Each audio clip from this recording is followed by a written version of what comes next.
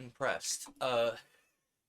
So this is gonna be a very special holiday episode of Paper Cuts. Uh, Attend, O reader, our tale of Christmas. Uh, I'm honestly still deciding whether this is gonna make it to the podcast feed, but it will be around afterward. I wish YouTube still let you do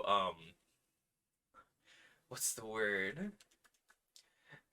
I wish YouTube let you do video replies because then we could do video replies to all of each other for this train. So let me explain the concept before I get too into the weeds about complaining about how YouTube doesn't work like it used to and I'm upset about it. We can wander off to the weeds later. Um, so everybody put down the little sign in the weeds that says come back here later and we'll come back to it. Let me explain the concept. Yeah, let me explain the concept, and I will continue to explain the concept pretty continuously every now and again. But the whole concept of this circulation desk raid train thing we're doing, which did we just call it circulation desk train? Is that what we were calling it? I remember someone mentioning circulation desk as a potential title, and I was like, that's cute, I'm keeping it. So the whole point of this is it's a raid train so that Codex as a whole, the whole group, is streaming 24 hours from when I started to 24 hours from now. And so ideally what will happen is I will be reading A Christmas Carol and I'll be more distracted than usual.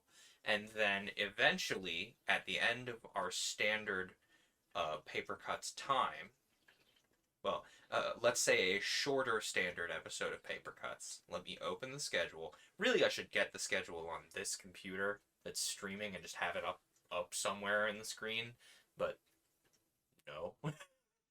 Go join the Codex Discord if you want to see the schedule. It was just posted like mere moments ago. Oh, mere moments ago being 3:12 p.m. for me. Mere moments ago being more than 4 hours, 5 hours or more ago. Mere moments. I have a strong grasp on the linearity of time. Long story short, I will be reading for 2 hours, and then a little bit before 10 p.m. my time, we will raid Jeffrey's Web, who's up next. And then Jeffrey will read wherever I left off for A Christmas Carol. And then Jeffrey will raid then RNL, who will continue reading. And then Gariki will be raided by RNL, and RNL will be raided by or RNL will raid Gariki, and then Gariki will raid Jev, who will raid Gariki, who will raid RNL, who will raid Gariki, who will ideally raid someone who picks up some extra time in that, let me count here. 1, 2, 3, 4, 5, 6, 7, 8, 9, 10, 11, 12-hour block, Gariki. Someone please pick up some time there. I will cordially remind you all that the Codex Discord, if you would like to look at the physical schedule, exists. It also contains details. Yeah, Gariki, I hope you're prepared. I hope you're prepared. A 12-hour stream is hard. I did 15 hours a couple years ago for my, 5-year stream anniversary or whatever. And I literally, the second the camera was off, I walked to the bed that was, 3 steps away from me, fell over, and went to sleep. I'm not joking. I hope you're prepared. Please have a way to, take bathroom breaks and make sure you have plenty of water around and make sure you have, a plan to get food. 12 hours of streaming is hard. Someone else in the Codex, please, if you can, pick up some time there. I will not make any promises, but I might, depending on my schedule. Further details in the general channel of Codex Discord, linked to above. Jev is correct. This is essentially just a big raid train. It's easier than the way they did Christmas Carol last year, where it was everyone on a big Discord call. That must have been a nightmare to schedule. So, scheduling this big old raid train, I think it's a great idea. I hope that we can get codex at large on board for this concept. I like it a lot. And have I have I provided enough ado? Chunk 3 being just me will likely just end with the chimes being finished and thus miss the actual 24. Loving this idea and hoping we can do more. I agree, Jeff. I think we if we can find more seasonally appropriate books, if we can just make it like an event that's like, oh yeah, it's October and we have this spooky book, you know. Yeah, as noted in the Codex Discord, Gariki will be reading, practically speaking, all of the third, pass of the book, unless other people step up. Like I said, I'm gonna keep one eye on my schedule. If I have the ability to tag in for you, I will. It's hard to have a seasonal event that isn't nation specific. That's fair.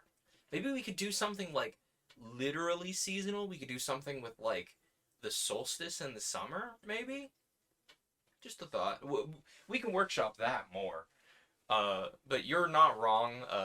There are very few holidays or like seasonal events that make up our own event. Honestly, you know what we could do? There are like library days or like American Library Month or something. Like, if there is an official like library day or like official reading aloud day or something, that would be a really good one to hinge on. I think. Uh, yeah, or we could just make up our own event. We could just call it Codex Day and decide it is some arbitrary day that we are all most likely to be able to raid each other on.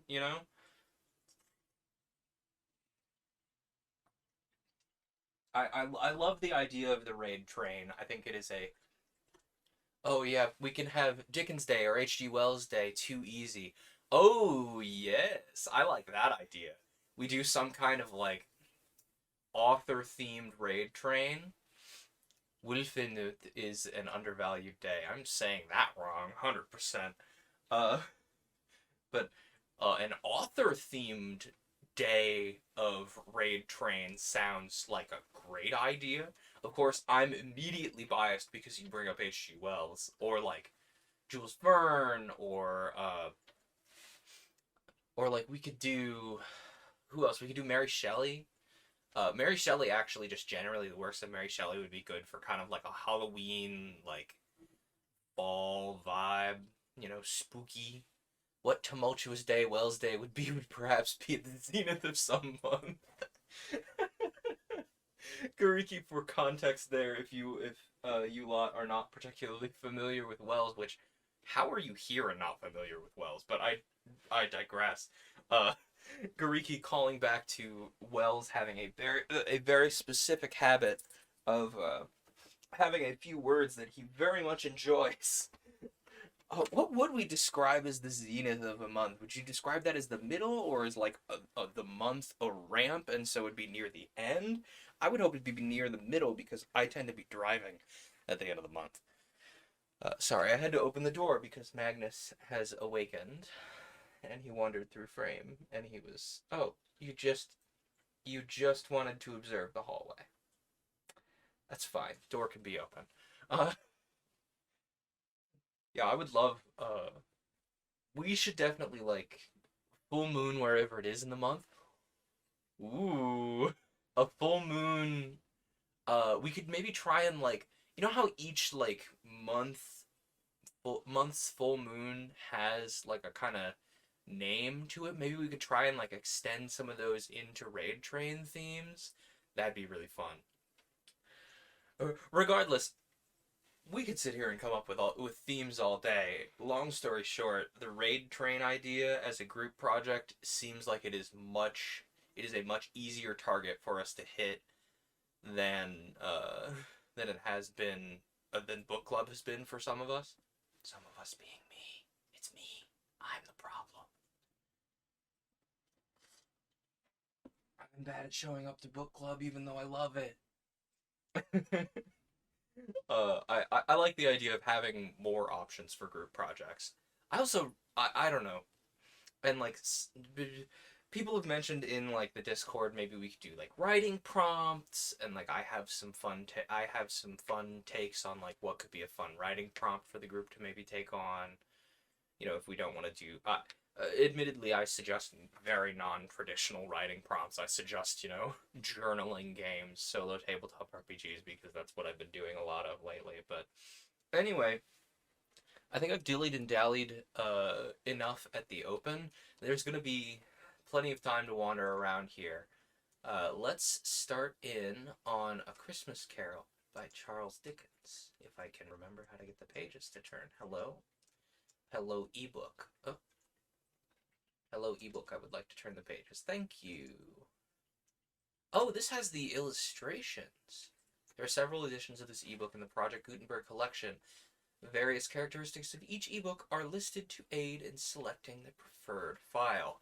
As a note to my fellow collections desk raid trainers, 24022 is the version of this book that we are reading tonight. And if you don't pick this one, you're going to be very confused at where the person before you left off.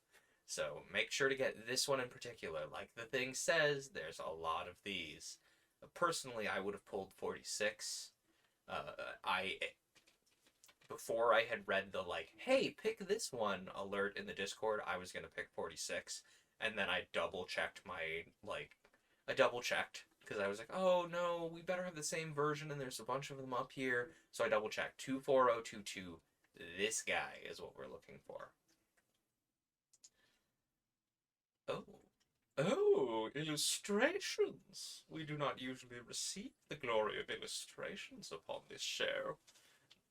That's on purpose, by the way. I don't know what to do with my hands when there are illustrations. Ugh.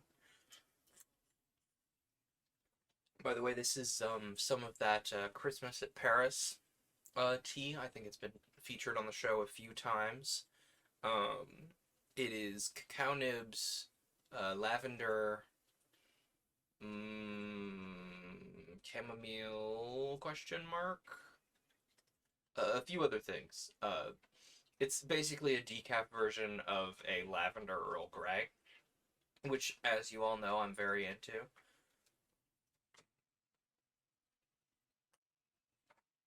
And I like it a lot. And I will probably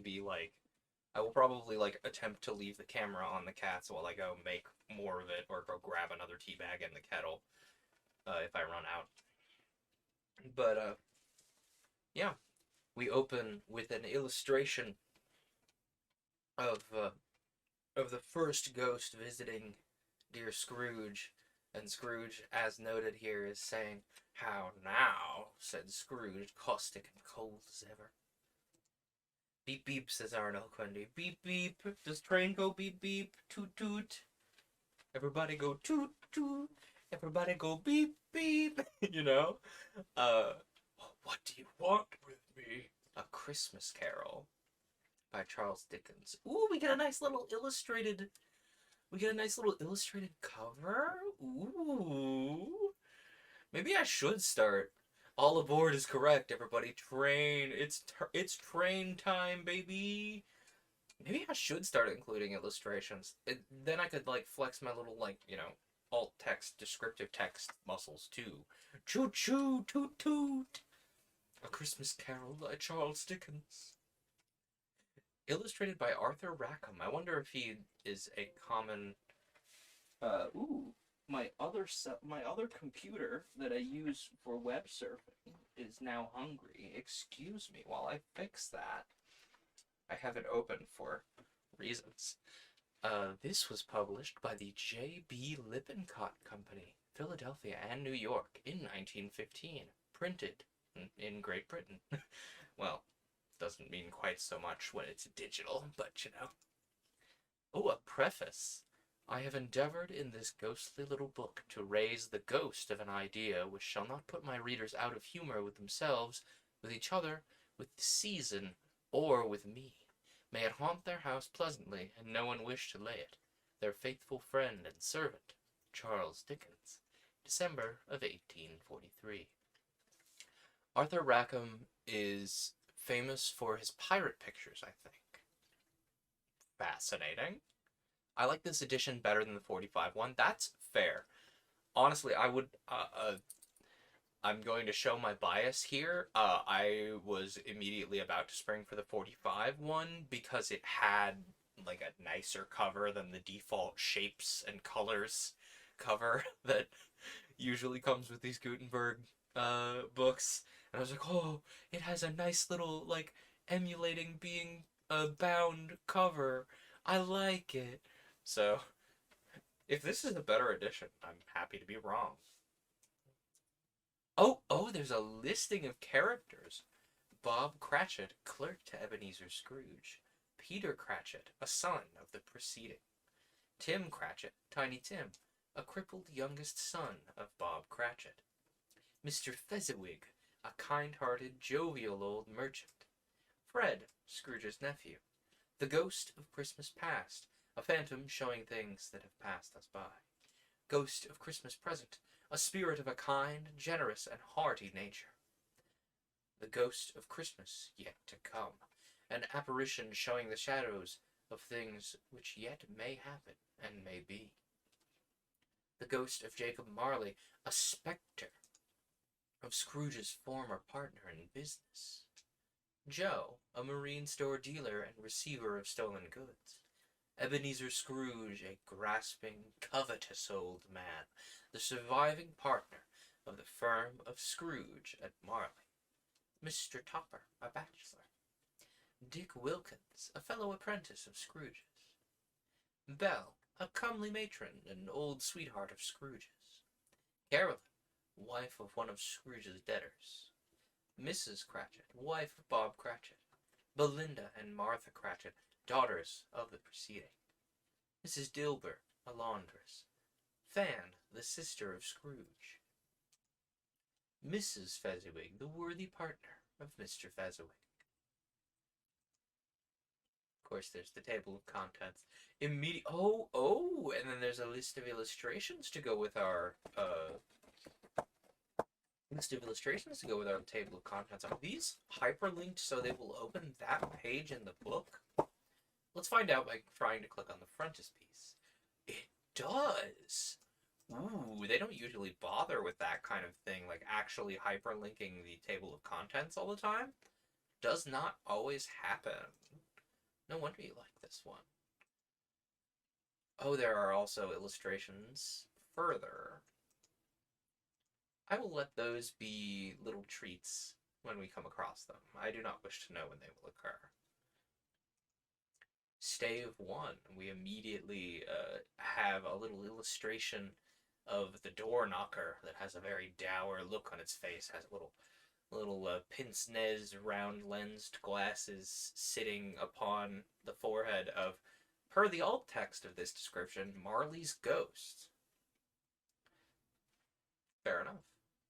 Let us open at the opening of the story where it traditionally lies. With Marley's ghost. Marley was dead to begin with. There's no doubt whatsoever about that. The register of his burial was signed by the clergyman, the clerk, the undertaker, and the chief mourner. Scrooge signed it, and Scrooge's name was good upon change for anything he chose to put his hand to. Old Marley was dead as a doornail.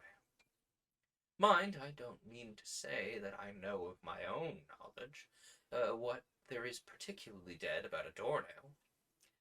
What is there that's particularly dead about a doornail? That's one of those turns of phrase where I'm like, is this one of those like fossilized meanings that just kind of came along with the word? Like, why is it dead as a doornail? Is it just because it kind of has like a ease of flow to it? Does it kind of come from that English tradition of saying things that don't really mean things, but because they sound nice, they stick, or that sense of Cockney rhyming slang. I also am ponderous of the question laid out by the author here. What is particularly dead about a doornail? But I digress. I might have been inclined myself to regard a coffin nail as the deadest piece of ironmongery in the trade. But the wisdom of our ancestors is in the simile, and my unhallowed hands shall not disturb it, or the country's done for. Arnell says a doornail cannot be reused so it's dead. Really? You cannot... I mean, I guess door nails, nails that you are putting into a door, they are often meant to be hidden from view. And so they're often going to be very small. And so, like, if you're building a solid wood door, you're going to place more effort of keeping the door together upon its joinery rather than the, nails that are being used as a mechanism, I guess. And the nails have to stay in that door. I guess that makes sense, on some degree. Anyway, you will therefore permit me to repeat emphatically that Marley was as dead as a doornail. Apparently it's nailed right through the door, and having the protruding end turned over it is considered dead. Huh. So they hammer the nail in, and then the protruding end, the pointed end, is then bent over, so it is prohibitively difficult to retrieve the nail, and when you retrieve the nail, it is then incapable of being used. Fascinating. So we have learned why doornails are dead. And here I just thought that saying dead as a coffin nail did not quite sound so comfortable to say, and that's why it didn't stick. Scrooge knew he was dead. Of course he did. Be otherwise. Scrooge and he were partners for, well, I don't know how many years. Scrooge was his sole executor, his sole administrator, his sole assign, his sole residuary legatee, his sole friend, and, well, sole mourner. And even Scrooge was not so dreadfully cut up by the sad event that he was an excellent man of business on the very day of the funeral, and solemnized it with an undoubted bargain. I think that's it, and the turnover locks it into place. Understandably, the turnover locks it into place. Excuse me, sir. I believe I'm going to have to pick you up now, because I have discussed why you don't pick at that. Hi. Yes, now you get to meet the stream. Hello, everyone. This is Magnus. He's been a bad boy. And so now we have to see his little toe beans for his shame. Shame, shame. No, don't shame me. The internet cannot know I've been bad. Too bad. Little void man has been bad, and so he must be shamed. Bad and naughty boys get picked up and shamed. They do. It's true. They let me down. I don't like this. Yeah. Is that so?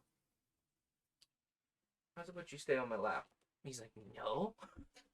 No way I'm staying on your lap. That's fair.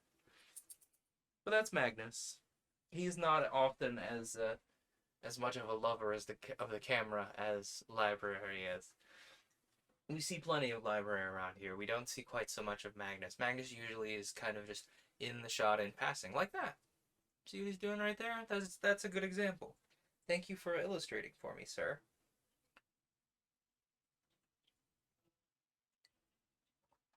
Magnus often has a few too many brain cells for his own good, and so divines certain problems that I do not expect to exist.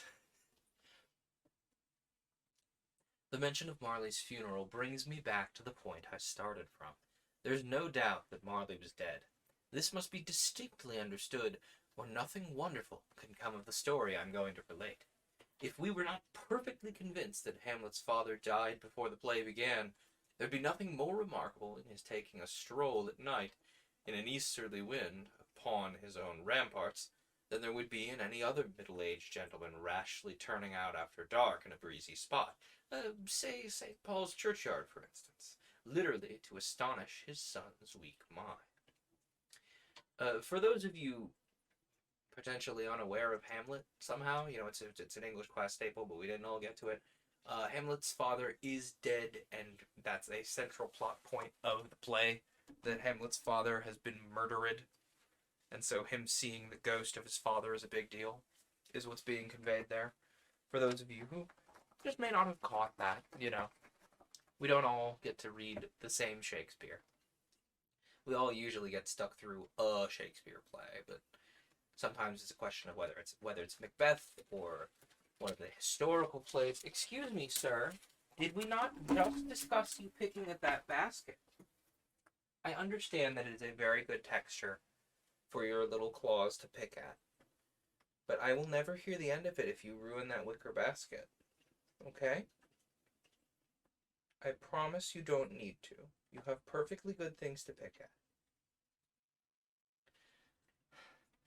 The worst part is, I was actually going to give him something vertical to pick at. But then this snowstorm came down and I couldn't leave the house. I mean, I guess technically I still could. We have all these, it's that time of year, and so we have all these cardboard boxes, and I have a hot glue gun. There's a hot glue gun in this house.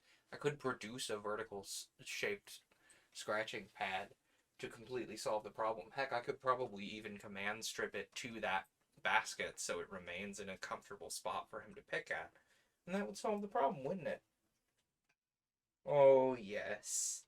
We hate being picked up. Okay. The most wonderful time of the year. The time we get to pick up bad and naughty boys. But I'm sure there are no shortage of cardboard boxes around, and so I could solve the problem. I just haven't gotten to it. Oh, wait. I wouldn't even have to go outside to go get the hot glue gun. The hot glue gun's in here.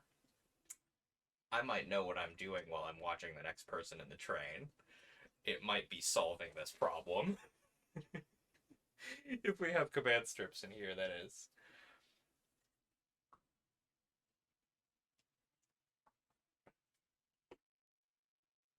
Where was I?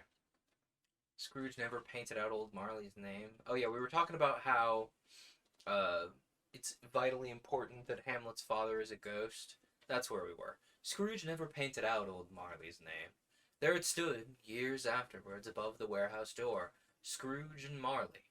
The firm was known as Scrooge and Marley. Sometimes people new to the business called Scrooge Scrooge, and sometimes called him Marley, but he answered to both names. It was all the same to him. Oh, but he was a tight-fisted hand at the grindstone, Scrooge, a squeezing, wrenching, grasping, scraping, clutching, covetous old sinner, hard and sharp as flint, from which no steel had ever struck out a generous fire, secret and self-contained and solitary as an oyster. The cold within him froze his old features, nipped his pointed nose, shriveled his cheeks, stiffened his gait, made his eyes red, his thin lips blue, and spoke out shrewdly in his grating voice. A frosty rime was on his head, and on his eyebrows, and his wiry chin. He carried his own low temperature always about with him. He iced his office in the dog days, and didn't thaw it 1 degree at Christmas. External heat and cold had little influence on Scrooge. No warmth could warm him, no wintry weather chill him either. No wind that blew was bitterer than he, no falling snow was more intent upon its purpose, no pelting rain less open to entreaty. Foul weather didn't know where to have him. The heaviest rain and snow and hail and sleet could boast of the advantage over him in only one respect. They often came down handsomely, and Scrooge never did.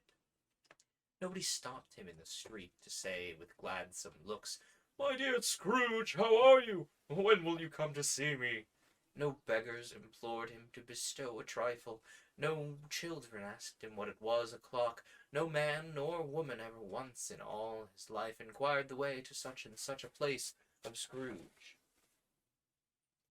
Magnus, can we leave the laundry alone? I know. The dirty laundry is stinky smelly, but it's dirty laundry. It's meant to be.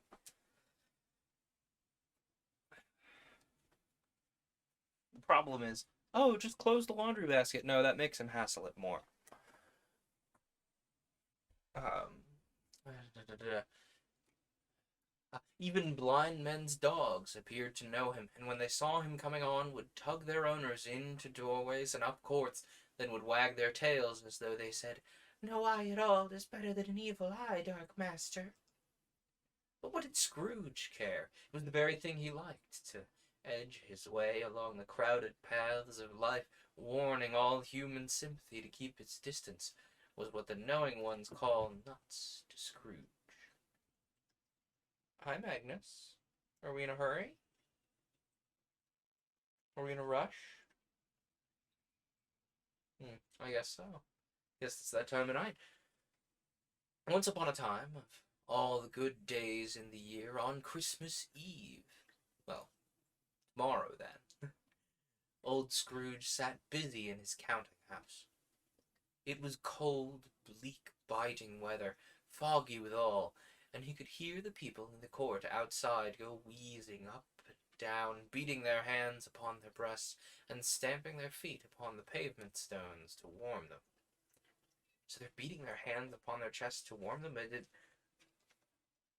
Sorry, I'm trying to picture this. Like, obviously they're stomping to try and get some blood into their feet, but really getting blood into your hands is more of a, frictionary matter, this sort of thing, or like, you're shaking your hands and you're jumping and you're trying to move your whole arm to try and get blood. I wouldn't do this to try and like warm my hands. I guess if I just kind of did this, but that kind of looks odd. I guess, well, if you kind of put some, let's consider it's a big overcoat. If you put your hands in your overcoat a little bit, maybe, or who knows. Either way, it's the evocative description that's been used here. The city clocks had only just gone 3, but it was quite dark already.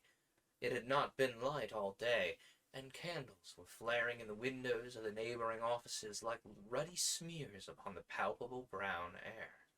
They would also be trying to dust off snow, says Claudevoy, so it doesn't melt and make their clothes wet. That's fair. That's something I can very much appreciate, If you're wearing a coat that is becoming rapidly less effective, let's say it's a wool, wet wool, not comfortable.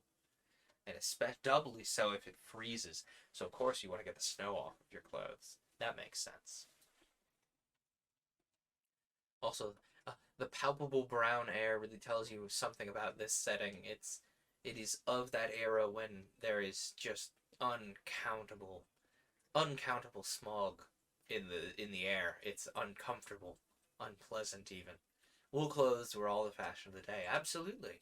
A natural fiber like that, as long as you handle it correctly, it looks beautiful. It's easy to get a hold of, and it'll keep you warm. That's the thing. Is that's something about this era of fashion that I do know is they were very fond of many layers in the winter. That sort of sense that we don't quite have as much of anymore, where we kind of, well, I guess we still do have it in cold places like this where I am now, but there was much more of a sense of I will have many little layers of like a cotton or a linen to trap lots of layers of air, and then over the top would be this wool overcoat, for example.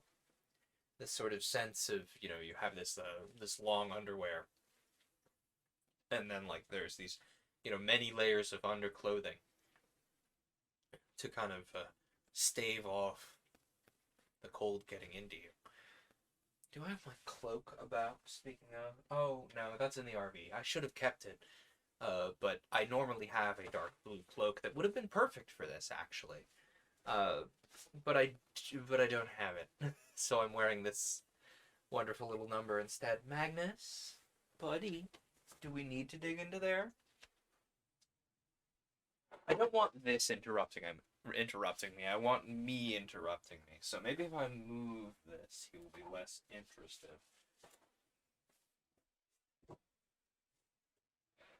Maybe that will do.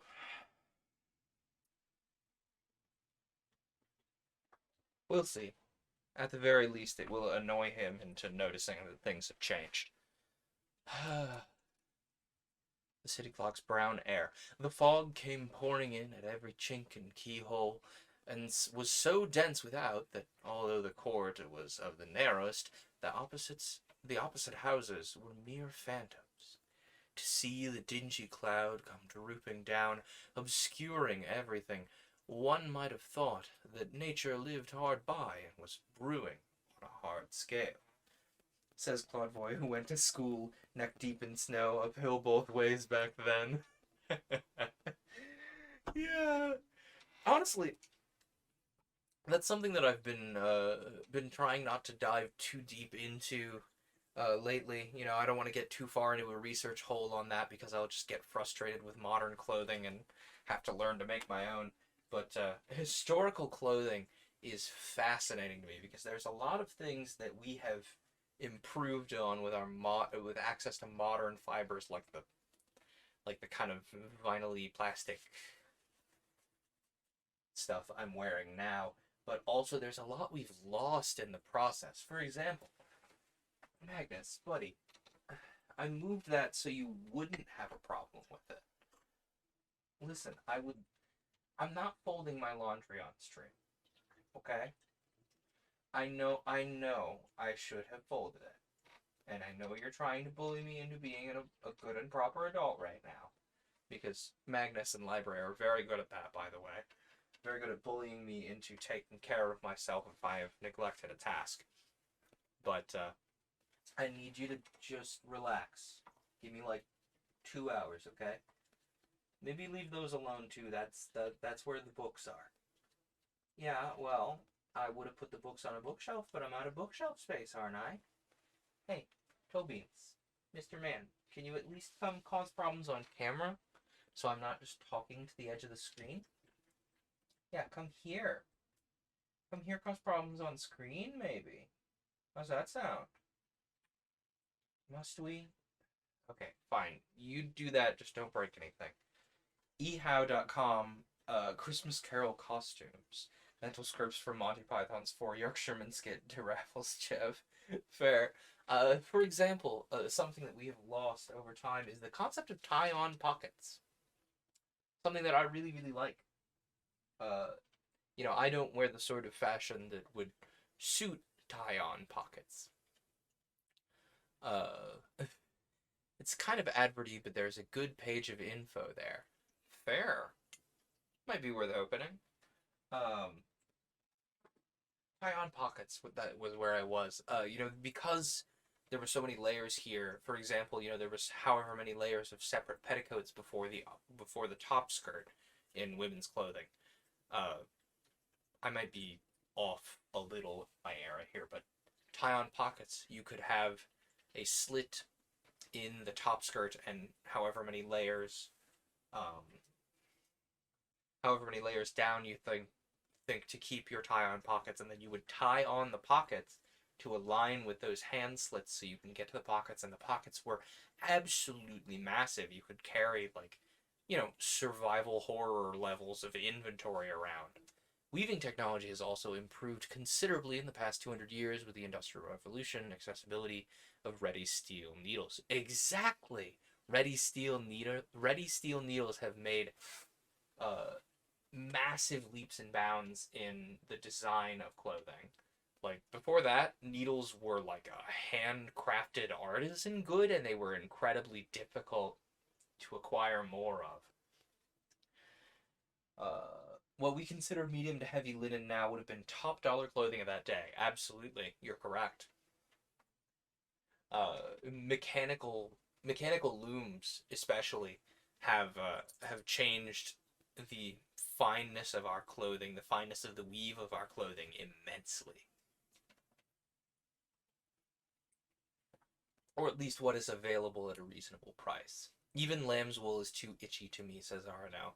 That's fair. It has that habit. I'm not sure how to mitigate that other than, steal another trick from the people who wore wool at the time and wear underlayers so it is not against your skin and not having as much surface area to be itchy upon.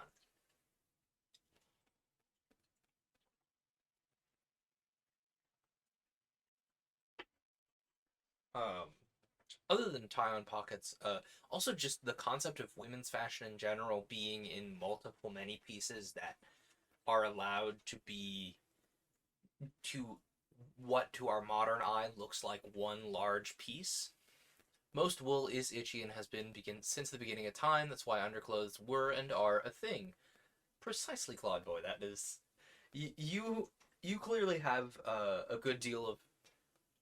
You have fallen into the research hole I've been stepping around for weeks, and I appreciate it. Yoguriki posting an educational post about Charles Dickens' Christmas and clothing. Um, Another thought. Oh yeah, women's fashion coming in multiple pieces. My grandmother held a master's in English literature. Okay, so you kind of absorbed a lot of ancillary knowledge of what this looks like from a lot of period pieces, I would assume. There was a normal linen was a normal fabric, cotton was the untrusted latecomer. Very true, from the sort of angle we're coming at here. And why the prettiest army usually lost battles back in the day. Comfort is success. That is another great point. I had a thought about, you know how most like dresses come in like one piece, and you have to manage to get yourself in there one way or another. Now, these older styles of dress, for example, the large petticoat look, that comes in many pieces. Each of those petticoats is one thing you put on, one thing you put on, one thing you put on, and you just layer them on top of each other, and then you have the top skirt, and then the whole like torso bit is separate, and sometimes even depending on the design, the sleeves are a separate piece. You also, and they all come together, which it really changes the direction. It changes the way that effort is applied into getting into clothing. It changes the way that a lot of tailoring choices are made that I find fascinating. And you get a little bit of this with the. I also grew up way back in the 1900s when historical practices were still taught because no internet to pass on knowledge. That's fair. I love, on that note, living history museums because that is a great place to soak up, like, that's how they did that? Well, what if I apply modern practice along with that to produce this thing? You know? I'm a known lover of living. Hey, baby, smoke signal me sometime. I'm a known lover of living history museums, and I would heartily suggest when it is not winter, checking in your local area if there are living history museums, because they're super cool.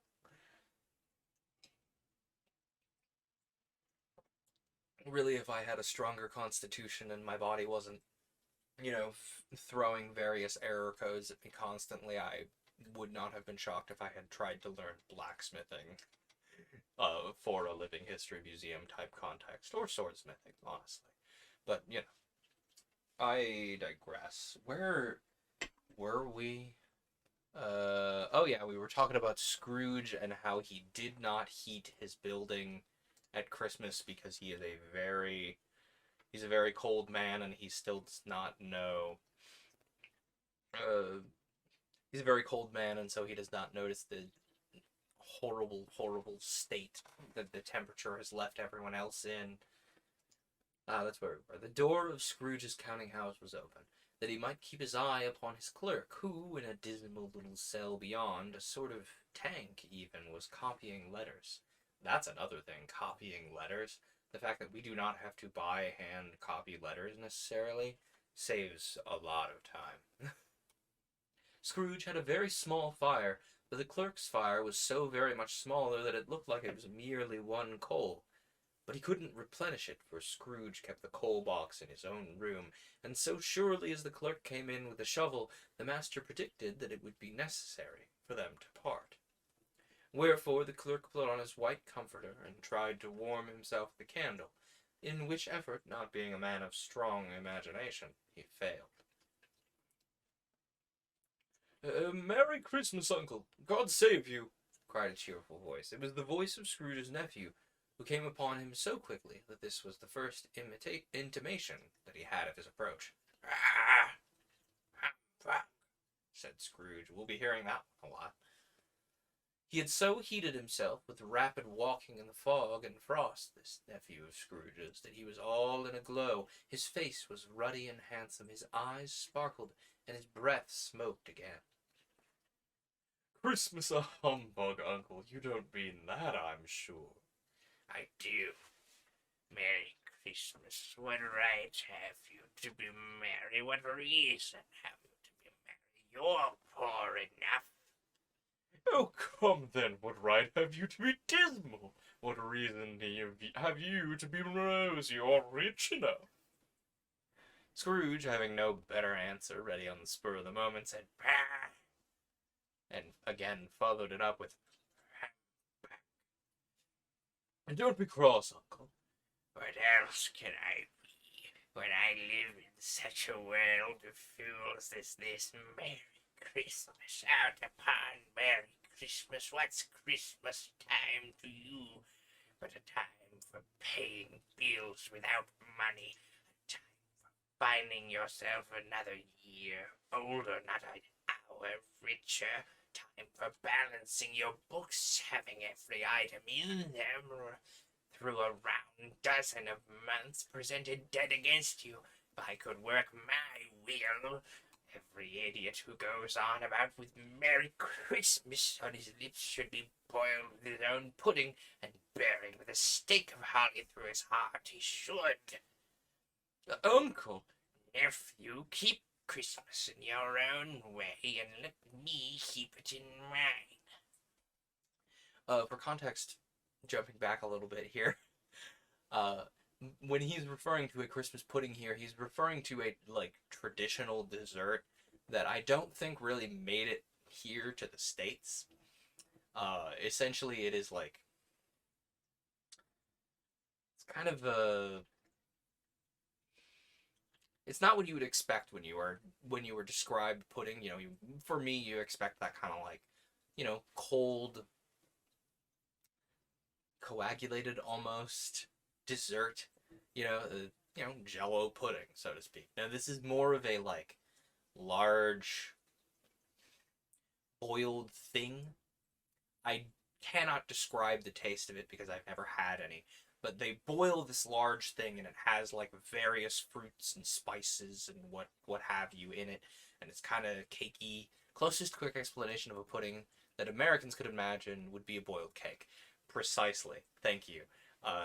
Boiled cake is the texture I was searching for there. It's like a large boiled cake. It has a bunch of like little inclusions in it, usually little pleasant inclusions, and you boil it a long way out from. Traditionally, you boil it a long way out from Christmas, and then you put it in a bowl somewhere, and you keep feeding it alcohol, which is kind of where we got the tradition of feeding fruitcake alcohol. And you feed it alcohol, and you feed it alcohol. And once it is good and aged at proper Christmas time, there's a whole mixed up fruit and flour, etc., put into a cloth, tied to hold it together, then suspended in boiling water, very heavy. Precisely. And you feed it alcohol, you feed it alcohol, you feed it alcohol, and then it has soaked up all this alcohol, and then there's a grand tradition of essentially flambeing the thing. You light it, and because it is so full of alcohol, feed a cake alcohol. I'm legally changing my name. Fair. But it becomes so dense with this alcohol that you then can light it. And so, like, slicing a flaming pudding is kind of a bit of hostly showmanship that comes up at Christmas time. Not necessarily everywhere. It's a very British tradition, as far as I am led to understand. But because this was an understood cultural shorthand for the time and place that this was written, he's like, you should be boiled with your own pudding, and he's describing the big boiled cake pudding thing, which it doesn't sound half bad. I'm not one for alcohol, but I guess you wouldn't necessarily have to feed it any alcohol. That's only the flambe part. But conceptually, it doesn't sound awful. bit of like a steamed cake thing. And there's also there is a particularly famous historical cartoon where these world leaders of a sort. The description in the political cartoon is tyrants carving the world, and they're carving slices out of the world as though it is a large Christmas pudding. So, Gariki will forever be known as Bearded Boo's bread brother. If you want to attempt, then pour some heated brandy over it just before lighting. Precisely. Yeah, if you want to, like, keep this thing, for lack of a better term here, dry, you could just take a more direct flambe route. The alcohol won't light unless heated. Precisely, the alcohol has to have that, it has to be heated so it can vaporize while it is burning to continue burning. And, like, if you want it to be more of a dry, dry affair for folks like me who don't drink, you could just boil the pudding and optionally age it off somewhere in time, and then at the time pour brandy and do a more traditional flambe sort of thing. The only beard I have is for stage purposes. This beard is very attached, and God willing, and the creek don't rise, it's not going anywhere. If you'll excuse my Midwesternism. Keep it in your own way and let me keep it in mine is where I believe we were. Keep it, but you don't keep it at all. Let me leave it alone then. Much good may it do you, much good has ever done you. There are many things from which I might have derived good by which I've not profited, I dare say, Christmas among the rest. But I'm sure that I've always thought of Christmas time when it's come round, apart from the veneration due to its sacred name and origins. If anything belonging, it can be apart from that. It's a good time. A kind, forgiving, charitable, pleasant time. The only time I know of in the long calendar of the year when men and women seem by one consent to open their shut-up hearts freely, and to think of people below them as if they were really fellow passengers to the grave, and not another race of creatures bound on other journeys. Therefore, uncle, though it has never put a scrap of gold or silver in my pocket, I believe that it has done me good, and will do me good, and I say God bless it. The clerk in the tank involuntarily applauded. Becoming immediately sensible of the impropriety, he poked the fire and extinguished the last frail spark of it forever. Sound from you, and you'll keep your Christmas by losing your situation. You're quite a powerful speaker, sir, he said, turning to his nephew. I wonder that you don't go into Parliament. Don't be angry, uncle. Come, dine with us tomorrow. Scrooge said that he would see him. Yes, indeed he did. He went the whole length of the expression, and said that he would see him in that extremity first. But why? Why? Why did you get married? Because I fell in love. Because you fell in love, growled Scrooge, as if that were the only thing that's more ridiculous in this world than a Merry Christmas. Good afternoon. Nay, uncle, but you never came to see me before that happened. Why, give it a reason. Give it as a reason for not coming now. Good afternoon. I want nothing from you. I ask nothing of you. Why cannot we be friends? Good afternoon. I'm sorry with all my heart to find you so resolute. We've never had any quarrel to which I have been a party, but I have made the trial in homage to Christmas. I'll keep my Christmas humor to the last. A Merry Christmas, uncle. Good afternoon. And a Happy New Year. Good afternoon. Go. His nephew left the room without an angry word, notwithstanding. He stopped at the outer door to bestow the greetings of the season on the clerk, who, cold as he was warmer than Scrooge, for he returned them cordially. It's another fellow, muttered Scrooge, who overheard him. My clerk with 15 shillings a week and a wife and a family, talking about a Merry Christmas. I'll retire to Bedlam. This lunatic, in letting Scrooge's nephew out, had let other two people in. They were portly gentlemen, pleasant to behold, and now stood with their hats off in Scrooge's office. They had books and papers in their hands and bowed to him. Scrooge, Scrooge and Marley's, I believe, said one of the gentlemen, referring to his list. Have I the pleasure of addressing Mr. Scrooge or Mr. Marley? Mr. Marley has been dead these 7 years. He died 7 years ago this very night. We have no doubt his liberality is well represented by his surviving partner, said the gentleman, presenting his credentials. And indeed they were portly gentlemen, pleasant to behold, as the illustration claims. Very large. They have their hats in their hands, one having it outstretched upside down. It certainly was, for they'd been two kindred spirits. At the ominous word liberality, Scrooge frowned and shook his head and handed the credentials back. "In this festive season of the year, Mr. Scrooge," said the gentleman, taking up a pen, "it is more than usually desirable that we should make some slight provision for the poor and the destitute, who suffer greatly at the present time. Many thousands are in want of common necessities. Hundreds and thousands are in want of common comforts, sir."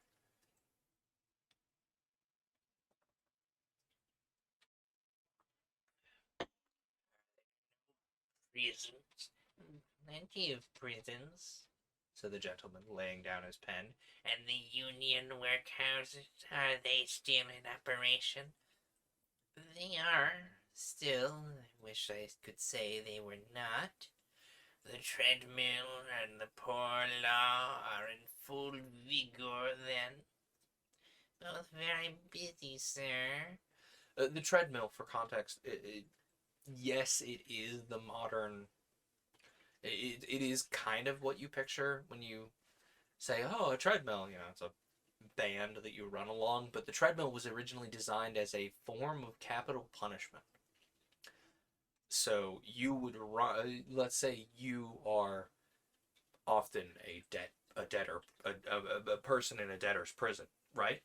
Uh, and so you would run on this band, and then the band would turn literally a flour mill, or like you would be milling something as the rotation of the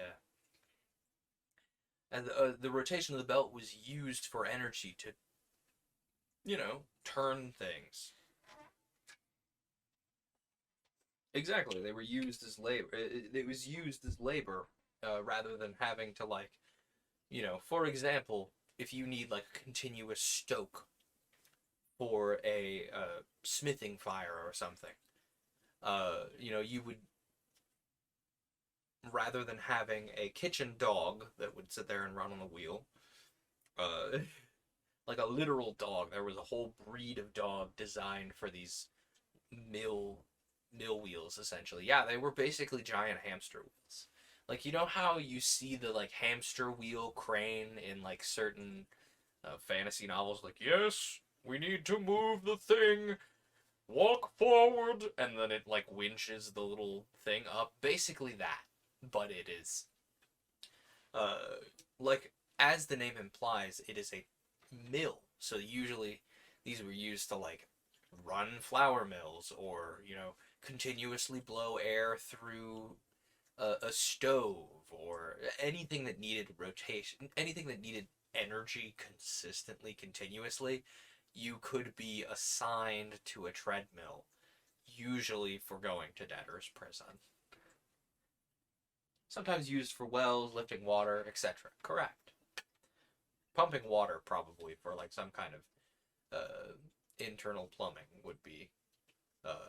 I don't know if that's accurate to the era, but that would be a fun detail to include in a D&D setting if you were looking for uh, a way to, like, oh yes, there is capital punishment, and it does something useful. I saw a video on YouTube, historians using a treadmill to build a castle in France using original techniques, minus anything dangerous. A medieval castle. You know what? that video, we have probably seen the same video, and that's what made me think of the crane as an example of this is what a treadmill is. There's definitely resources on like how the treadmill was used as capital punishment, which still feels like capital punishment when you go run on the treadmill. Like it's one thing to go run out in the world. I was a distance runner for a couple years, right? I love going out into the world and seeing things while I run. But if I'm on a treadmill, I am right here, right here, right here as I continue to run, and it feels agonizing. I do not have nature to distract me from the various agonies of running. Anyway, I wanted to make treadmill clear there. They're both very busy, sir. Oh, I was afraid from what you said at first that something had occurred to stop them in their youthful course. I'm very glad to hear it. Under the impression that they scarcely furnish Christian cheer of mind or body to the multitude, a few of us are endeavoring to raise a fund to buy the poor some meat and drink and means of warmth. But we chose this time because it is a time of all others when want is keenly felt and abundance rejoices. What shall I put you down for? Nothing. You wish to be anonymous? I wish to be left alone. Since you ask me what I wish, gentlemen, that's my answer. I don't make merry myself at Christmas, and I can't afford to make idle people merry. I hope to support the establishments I've mentioned. They cost enough, and those who are badly off must go there. Many can't go there, and many would rather die. If they would rather die, they'd better do it to decrease the surplus population. Besides, excuse me, I don't know that. But you might know it.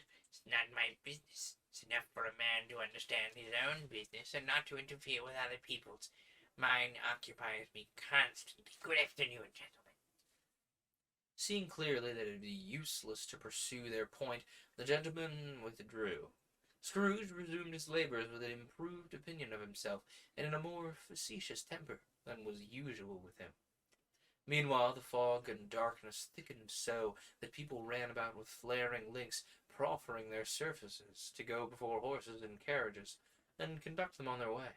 The ancient tower of a nearby church, whose gruff old bell was always peeping slyly down at Scrooge out of a Gothic window in the wall, became invisible, and struck to the hours and the quarters and the clouds with tremulous vibrations afterwards, as if its teeth were chattering in the frozen head up there. The cold became intense. In the main street, at the corner of the court, some laborers were repairing the gas pipes, and had lighted a great fire in a brazier, around which a party of ragged men and boys were gathered, warming their hands and winking their eyes before the blaze in rapture. The water plug being left in solitude, its overflowing suddenly congealed, and turned to a misanthropic ice. The brightness of the shops, where holly sprigs and berries crackled in the lamp heat of the windows, made pale faces ruddy as they passed. Poulterers' and grocers' trades became a splendid joke, a glorious pageant, with which it was next to impossible to believe that such dull principles as bargain and sale had anything to do with it. The Lord Mayor, in his stronghold of the mighty mansion house, gave orders to his 50 cooks and butlers to keep Christmas as a Lord Mayor's household should, and even the little tailor, whom he'd fined 5 shillings on the previous Monday for being drunk and bloodthirsty in the streets, stirred up tomorrow's pudding in his garret, while his lean wife and the baby sallied out to buy the beef. Foggier yet it became, and yet colder, piercing, searching, biting cold. If the good St. Dunstan had but nipped the evil spirit's nose with a touch of such weather as that, instead of using his familiar weapons, then indeed he would have roared to lusty purpose. The owner of one scant young nose gnawed and mumbled by the hungry cold, as bones are gnawed by dogs, stooped down at Scrooge's keyhole to regale him with a Christmas carol, but at the first sound of "God bless you, merry gentlemen, may nothing you dismay," Scrooge seized the ruler with such energy of action that the singer fled in terror, leaving the keyhole to the fog and even more congenial frost. I'm just picturing remove, and he runs off, Raider, late but I'm here. Can someone give me a summary of what's happened in the book? You haven't missed too much tonight, so Raider, having dropped by, gives me another great opportunity to explain what's going on here. The circulation desk raid train is essentially a good chunk of Codex, the reading streamer Twitch team that I'm a part of. We are coming together to make a big raid train where we all read a Christmas carol, one after the other. However far I get, the person who comes up next, I believe it's Jeffrey. It's either Jeffrey or RNL. Yes, Jeffrey. Who I will raid at the end of the stream here. Jeffrey's web will pick up where I leave off in a Christmas carol, and so on and so forth throughout the rest of the codex. If you're curious about the schedule, it has been posted in the codex Discord. Could someone pin the final schedule? The final schedule, as if someone may not jump in to help Gariki with the 12 hours, or jump in at some point to maybe pick up the chimes. Can someone pin that so it is available for everyone? Or maybe post the final schedule in announcements or something? But in a nutshell, we are close to our first hour page check. I have one more hour, but currently we are... How do I check pages here? I'm 16% of the way through the book. How do I check pages on here? Oops. How do I do that? Inspector, maybe? I should have prepared for this. I was hoping to be at 16% is good enough. Yeah, we are right before another illustration here. Yeah, I didn't know that this I think there is a way to get my reader to spit out pages, but I don't have it enabled. Anyway, at length, nothing you dismay. Oh, and the caroler bails. At length, the hour of shutting up the counting house arrived. With an ill will, Scrooge dismounted from his stool and tacitly admitted the fact to the expectant clerk in the tank, who instantly snuffed his candle out and put on his hat. "You'll want all day tomorrow, I suppose." "If it's quite convenient, sir." "It's not convenient, and it's not fair. If I was to stop half a crown for it, you'd think yourself ill-used, dummy-bound." The clerk smiled faintly. "And yet you don't think me ill-used when I pay away days' wages for no work." And here we get a lovely little illustration of Bob Cratchit going down a slide on Cornhill, which we're probably about to see. Scrooge here, very like on the right side of the page. He's got the very like wrinkled face, sunken by the coldness of his own heart. And Bob Cratchit, meanwhile, is having a very grand old time, and there's like probably a caroler here. This is a lovely little like evocative illustration of what's occurring. Let's keep going. Yeah, Bob Cratchit going down a slide on Cornhill at the end of a lane of boys 20 times in honor of its being Christmas Eve. That's the description given for that image. The clerk observed that the pay for a workman's missed day is only once a year. "A poor excuse for picking a man's pocket every 25th of December," said Scrooge, buttoning his greatcoat to the chin. "But I suppose you must have the whole day. Be here all the earlier next morning." The clerk promised that he would, and Scrooge walked out with a growl. The office was closed in a twinkling, and the clerk, with the long ends of his white comforter dangling below his waist, for he boasted no greatcoat, went down a slide on Cornhill at the end of a lane of boys 20 times in honor of its being Christmas Eve, then ran home to Camden Town as hard as he could pelt to play at blind man's bluff. Scrooge took his melancholy dinner in the usual melancholy tavern, and having read all the newspapers and beguiled the rest of the evening with his banker's book, went home to bed. He lived in chambers which had once belonged to his deceased partner. They were a gloomy suite of rooms in a lowering pile of building up a yard where it had so little business to be that one could scarcely help fancying it must have run there when it was a young house playing at hide and seek with other houses, and had forgotten the way out again. It was old enough now, and dreary enough for that matter. Nobody lived in it but Scrooge. The other rooms were all let out as offices. The yard was so dark that even Scrooge, who knew its every stone, was fain to grope with his hands. The fog and frost so hung about the black old gateway of the house that it seemed as if the genius of the weather sat in mournful meditation on the threshold. Now it is a fact that there was nothing at all particular about the knocker on the door, except that it was very large. It is also a fact that Scrooge had seen it night and morning during his whole residence in that place.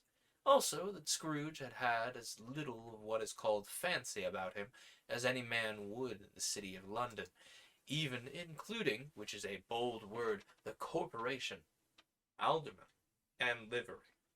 So corporation here, as I recall, someone correct me if I am incorrect, but as I recall, this is corporation in the oldest sense of the word, the corporation of the corporate, like as in a corporated federation of people who are doing something. Presumably in this context, the corporation of the city of London.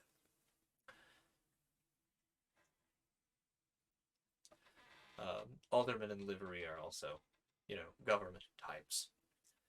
Anyway, let it be borne in mind that Scrooge had not bestowed one thought on Marley since his last mention of his 7 years dead partner that afternoon.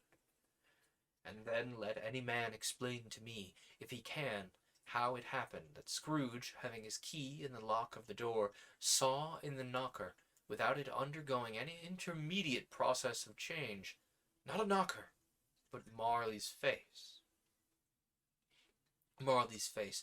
It was not an impenetrable shadow, as the other objects in the yard were, but had a dismal light about it, like a bad lobster in a dark cellar. It was not angry or ferocious, but looked at Scrooge as Marley used to look, with ghostly spectacles turned up on its ghostly forehead. The hair was curiously stirred, as if by breath or hot air, and though the eyes were wide open, they were perfectly motionless. That and its livid color made it horrible, but its horror seemed to be in spite of the face, and beyond its control, rather than a part of its own expression. As Scrooge looked fixedly at this phenomenon, it suddenly became a knocker again. So you picture, as that illustration tried to get across to us, kind of a square-faced man, his features screwed up in a sort of rictus of unintentional horror, a sort of what's the word I'm looking for? Reaction to some kind of a terrible something, terrific even in the oldest sense of the word, terrific, as in inspiring terror in front of him. That sort of like I'm not sure I can pull the face on command myself.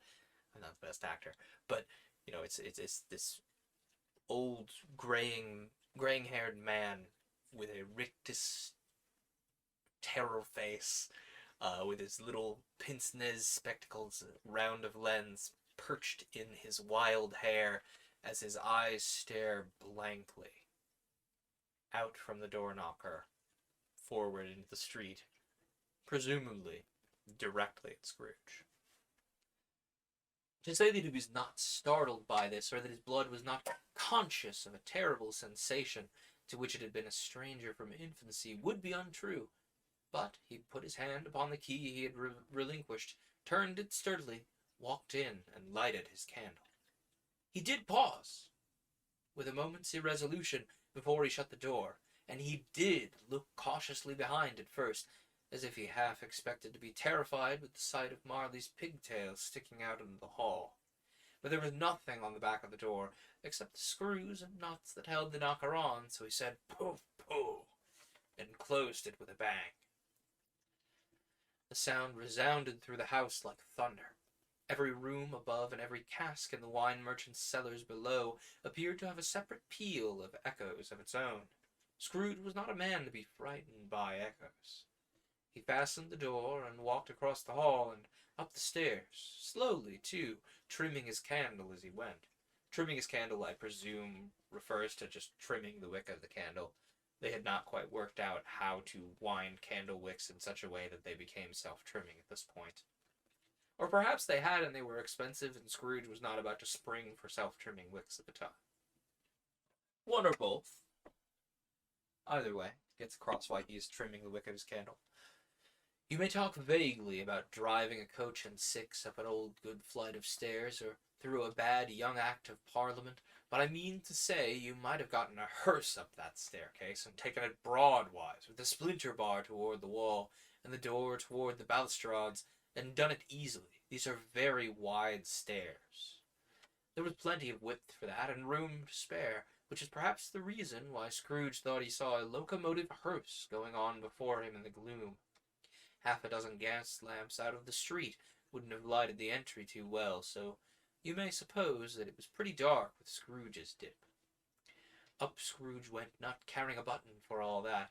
Darkness is cheap, and Scrooge liked it for that. But before he shut his heavy door, he walked through his rooms to see that all was right. He had just enough recollection of the face to desire to do that. Sitting room, bedroom, lumber room, all as they should be. Nobody under the table, nobody under the sofa, small fire in the grate, spoon and basin ready, and the little saucepan of gruel, for Scrooge had a cold in his head, upon the hob. Nobody under the bed, nobody in the closet, nobody in his dressing gown, which was hanging in a suspicious attitude against the wall. Lumber room as usual, old fire guard, old shoes, 2 fish baskets, washing stand on 3 legs, iron poker. And in the same fashion that he's sifting through his rooms and his items to make sure that no one's in his home, causing this sort of dread, spectry interference, there is a wonderful illustration of Scrooge looking concernedly, let's say, at his suspiciously hung dressing gown, with a caption, nobody under the bed, nobody in the closet, nobody in his dressing gown, which was hanging up in a suspicious attitude against the wall. Bless you, Magnus. Yeah, well, I can't let a sneeze go unblessed, can I? I mean, I could. But that'd be rude. Little man sneeze. Magnus has been having such an awful time with the dust in here. I need to try to mitigate it because he's so full of sneezes. The wick is set fast in wax for a candle. When the wax is burned down and the wick stands too tall, it smokes and flame turns more orange, not as good. Yeah, exactly. You have to trim the candle to make sure the wick is, well, wicking the wax up correctly. So that the candle burns efficiently, because it produces, as it produces more smoke, that's smoke in your, oh, achoo, bless you, smoke in your air, and it's not good, and it makes the wax less efficient too, so you're getting less light and everything, less light, less heat, less everything out of it.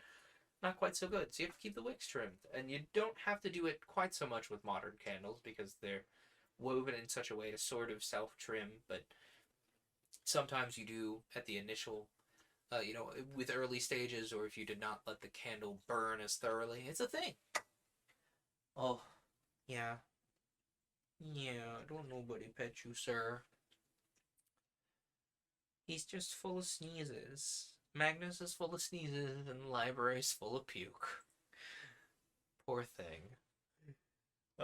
They're both healthy. They just have particularities, I will say. Oh, Magnus has got a little bit of bedhead too. You know how when like a cat kind of has like fluffy cheeks and they lie down for a long time and then they get up and their one side of their face is like all the fur is like squished on the side of their face. Yeah, that's what's happening with Magnus here. He's got a little bit of bedhead on this side of his face because he was very comfy. Anyway, Scrooge, having been quite satisfied with his search, hi, closed his door and locked himself in, double locked himself in, which was not his custom. And so, thus secured against surprise, he took off his cravat, put on his dressing gown and slippers, and his nightcap, and sat down before the fire to take his cold gruel. It was a very low fire indeed, nothing on such a bitter night. He was obliged to sit close to it, and brood over it before he could extract the least sensation of warmth from such a handful of fuel. The fireplace was an old one, built by some Dutch merchant long ago, and paved all round with quaint Dutch tiles designed to illustrate the scriptures. There were Cains and Abels, Pharaoh's daughters, queens of Sheba, angelic messengers descending through the air on clouds like featherbeds, Abraham's, Belshazzar's, apostles putting off to sea in butter boats, hundreds of figures to attract his thoughts, and yet that face of Marley, 7 years dead, came up like the ancient prophet's rod, and swallowed up the whole. If each smooth tile had been a blank at first, with power to shape some picture on its surface from the disjointed fragments of his thoughts, there would have been a copy of old Marley's head on every one. Humbug, Said Scrooge, and walked across the room. I guess, is it technically puke while it remains in your stomach? It is just food that you have digested. It is not puke until you have puked it. Sorry, this is gross. But it's kind of a lava magma situation, so I guess Library is not full of puke. He is full of food in an angry stomach, perhaps. Anyway, humbug, said Scrooge, and walked across the room. After several turns, he sat down again. As he threw his head back in the chair, his glance happened to rest upon a bell, a disused bell, that hung in the room and communicated, for some purpose now forgotten, with a chamber in the highest stories of the building. It was with great astonishment, and with a strange, inexplicable dread, that as he looked at it, saw this bell begin to swing. It swung so softly in the outset that it scarcely made a sound, but soon it rang out loudly, and so too did every bell in the house. This might have lasted half a minute, or even a minute, but it did seem an hour to Scrooge. The bells ceased, as suddenly as they had begun, together. They were succeeded by a clanking noise deep down below, as if some person were dragging a heavy chain over the casks in the wine merchant's cellar. Scrooge then remembered to have heard that ghosts and haunted houses were described as dragging chains. The cellar door flew open with a booming sound, and then he heard the noise much louder on the floors below, then coming up the stairs, then coming straight toward his door. It's humbug still. I won't believe it. His color changed, though, when without a pause it came upon the heavy door, through it, and passed into the room before his eyes. Upon its coming in, the dying flame leapt up, as though it cried, "I know him, Marley's ghost," and fell again. The same face, the very same. Marley in his pigtail, usual waistcoats, tight and boots, the tassels on the latter bristling like his pigtail, and his coat skirts, and the hair upon his head. The chain he drew was clasped about his middle. It was long, and wound about him like a tail, and it was made, for Scrooge observed it closely, of cash boxes, keys, padlocks, ledgers, deeds, and heavy purses wrought in steel. His body was transparent, so that Scrooge, observing him, could look through his waistcoat and see the buttons on his coat behind. Scrooge had often heard it said that Marley had no bowels, but he'd never believed it until now. No, nor did he believe it even now, though he looked the phantom through and saw it standing before him, though he felt the chilling influence of its dead cold eyes, and marked the very texture of the folded kerchief bound round its head and chin, which rapper he had not observed before, he was still incredulous and fought against his senses. I appreciate the compliment on the voices. I've been picking up some voice skill mostly for running Dungeons and Dragons and other tabletop type games, but it comes in handy here too. Oh, now, Said Scrooge, caustic and cold as ever. what do you want with me? Shh. Marley's voice, there was no doubt about it. Who are you? Ask me who I was. Who were you then? You're particular for a shade. He was going to say to a shade, but substituted this as it felt more appropriate. In life, I was your partner, Jacob Marley. Can you sit down? Asked Scrooge, looking doubtfully at him. I can. Do it then. Scrooge asked the question because he didn't know whether a ghost so transparent might find himself in a condition to take a chair, and felt that in the event of its being impossible, it might involve the necessity of an embarrassing explanation. But the ghost sat down on the opposite side of the fireplace, as if he were quite used to it. What are the cats' names again? Magnus, and what was the other one? Does anyone in chat know? Chat is aware. Jev dropping in with the call out for library. His name is Library. His full name is Fat Library Cat, but he never causes enough problems to be called that, so he's just Library, because it's shorter that way. Because he's kind of rotund, and he looks like he's gonna be on library duty, keeping the mice out of the books, out of the stacks. He just looks it, and so that's his name. And Magnus is named Magnus for an entirely much more nerdy reason. I have enjoyed a lot of media where a character named Magnus is one I enjoy. Library is a lovely cat name. It really is. I love the contrast between Magnus having just kind of an ordinary, like, almost human name, and then Library being named Library. It's a very fun thing for me. I enjoy it a great deal, and I'm glad that their names fit them so well. Anyway, Marley has sat at the opposite side of the fireplace. You don't believe in me. I don't. What evidence would you have of my reality beyond that of your own senses?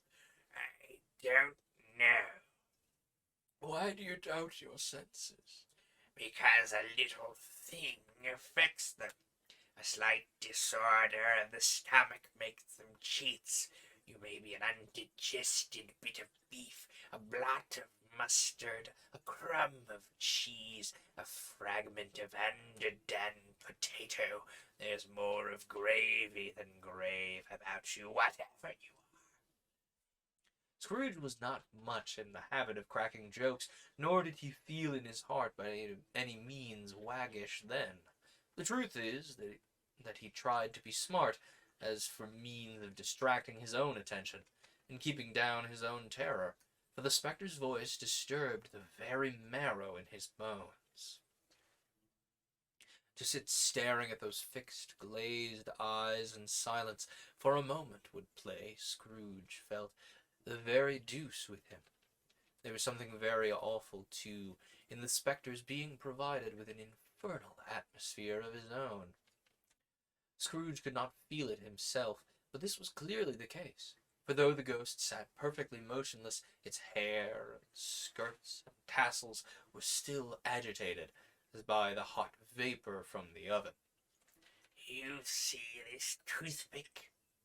Said Scrooge, returning quickly to the charge for the reason just assigned, and wishing, though for only a second, to divert the vision's stony gaze from himself. I do. You are not looking at it, but I see it, notwithstanding.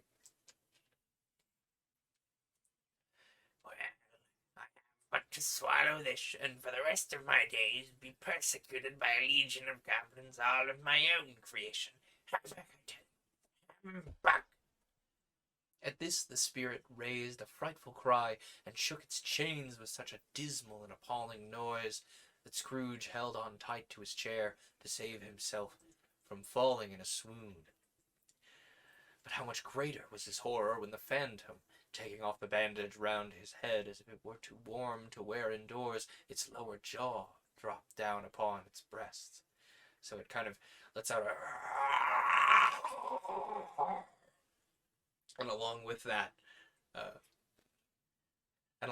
there's this horrific... I don't necessarily have something metallic and chain-like for Foley, but you can imagine, the clanking of many, many chains, many different metals clattering against one another. Oh, bless you. We only got one sneeze this time? Usually they come in packs of 3 or 4. Okay? Fair enough. Scrooge fell upon his knees at this and clasped his hands before his face. Mercy, get dreadful apparition, why do you trouble me? Man of the worldly mind, do you believe in me or not? I do. I must. But why do spirits walk the earth? Why do they come to me? It is required of every man that the spirit within him should walk abroad among his fellow men and travel far and wide. And if that spirit does not go forth in life, it is condemned to do so after death. It is doomed to wander through the world. Oh, woe is me. Witness what it cannot share, but might have shared on earth. Turn to happiness. Again the spectre raised a cry and shook its chain and wrung its shadowy hands.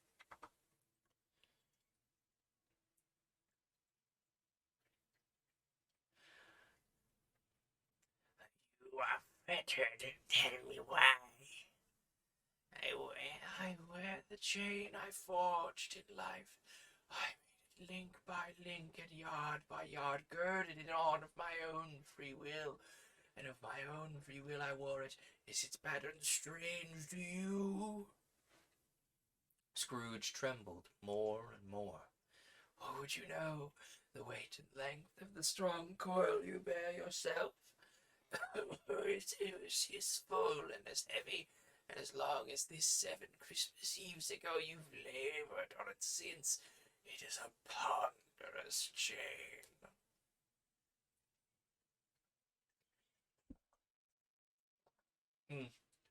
Excuse the very sudden hydration.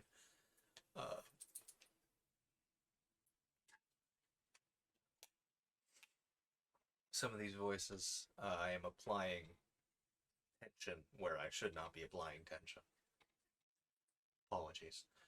Scrooge glanced about him on the floor in the expectation of finding himself surrounded by 50 or 60 fathoms of iron cable, but he could see nothing. Jacob, Father, tell me more. Speak comfort to me, Jacob.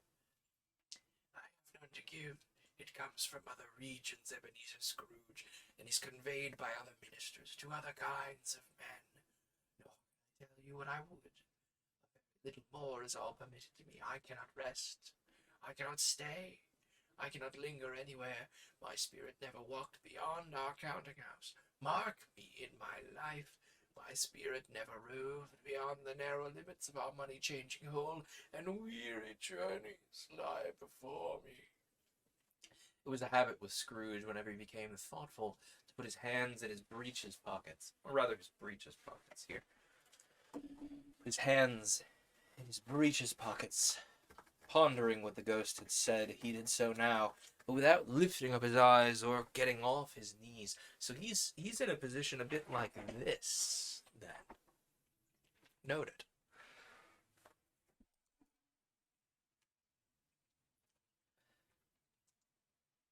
Oh, ooh, this is an illustration for something that comes up very soon here. On the wings of the wind is the caption here, and it is Marley, I presume Marley, judging by the shape of the chain, ascending on the wings of the wind above the river. You must have been very slow about it, Jacob, Scrooge observed in a business-like manner, although with humility and deference. Slow? 7 years dead and traveling all the time? No rest, No peace. Incessant torture of remorse. It is Christmas Eve right now in the book. Correct. Correct. In the book, it is tomorrow. You travel fast on the wings of the wind. Ah, and then we see again specters on the wings of the wind illustrated. There seem to be four this time, or perhaps these three are clouds, and this is Marley. Who knows? You great quantity of ground in 7 years. The ghost, on hearing this, set up another cry and clanked its chains so hideously in the dead silence of the night that the ward would have been justified in indicting it for a nuisance. Oh, it is. It's tomorrow in NZ. I forgot about time zones existing. Merry Christmas Eve, Jev. I hope you're enjoying that over there. I hope your Christmas goes well. You're in the future! The future! The ghost. Again. Oh, captive, bound and double ironed, Cried the phantom. Oh, true. Goriki is also in the future. I forget the time zones exist. Goriki and Jev are in the future. So, to the both of you, a very Merry Christmas Eve, if you are ones to celebrate. Either way, enjoy the future. I hope by the time it reaches me, it still remains so pleasant. captive, bound and double ironed, Cried the phantom.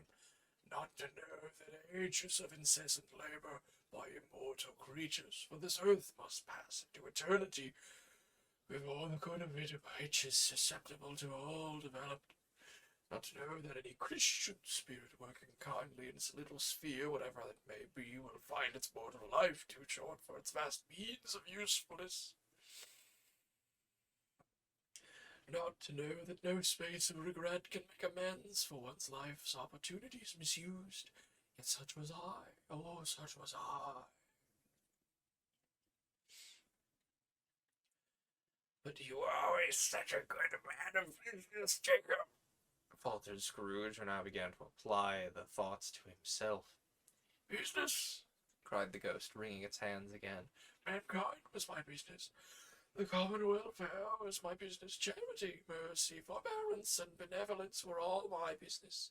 The dealings of my trade were but a drop of water in the comprehensive ocean of my business.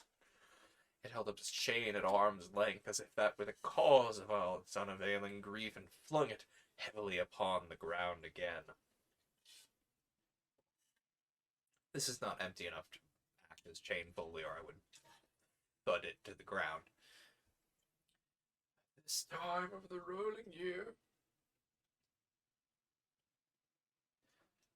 At this time of the rolling year I suffer most. Why did I walk through crowds of fellow beings with my eyes turned down, never raised them to that blessed star which led the wise men to a poor abode, with the no poor homes to which its light would have conducted me? Apollo is a bookmark with the reminders. You are correct. Each time I stream, Twitch reminds you, if you are following me, that I am going live. Not only will you receive the lovely event of me reading aloud on Friday nights, but so too will you also receive, potentially, the lovely event of me playing a game on Tuesday nights at the same 8 o'clock time slot. Perhaps we will have been playing a video game. Perhaps we will have been playing a tabletop RPG, and so telling a story rather than reading one. But either way, if you would so choose to follow and join us in the igloo, I would appreciate it a great deal. I've been pushing for affiliate for a while now. And if you like this, you're going to like the other things I do, I promise. Scrooge, however, was very much dismayed to hear the spectre going on at this rate, and began to quake exceedingly. Hear me, my time is nearly gone. So too is my time nearly gone. Don't be flowery, Jacob, pray. Is it that I am appear before you in a shape that you can see I may not tell. I've sat invisible beside you many and many a day. It was not an agreeable idea. Scrooge shivered and wiped the perspiration from his brow. There is no light part of mine, penance. I am here tonight to warn you that you have yet a chance and a hope of escaping my fate, a chance and a hope of my procuring Ebenezer. You are always a good friend to me. Haunted by 3 spirits. Scrooge's countenance fell almost as low as the ghosts had gone. Is that the chance and hope you have? Is that the chance and hope you mentioned, Jacob? He demanded in a faltering and stammering voice. It is. I think I'd rather not. Without their visits, you cannot hope to shun the path I tread. Expect the first tomorrow when the bell tolls 1. Couldn't I take them all at once and have it over, Jacob? Expect the second on the next night at the same hour, the third upon the next night when the last stroke of 12 has ceased to vibrate. Look to see me no more, and look that for your own sake you remember what has passed between us. When it had said these words, the spectre took its wrapper from the table and bound it round its head as before.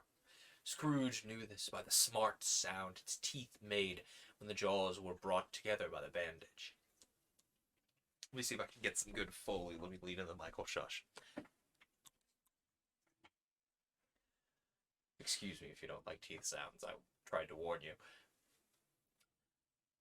He ventured to raise his eyes again and found his supernatural visitor confronting him in an erect attitude, with its chain wound over and about its arms.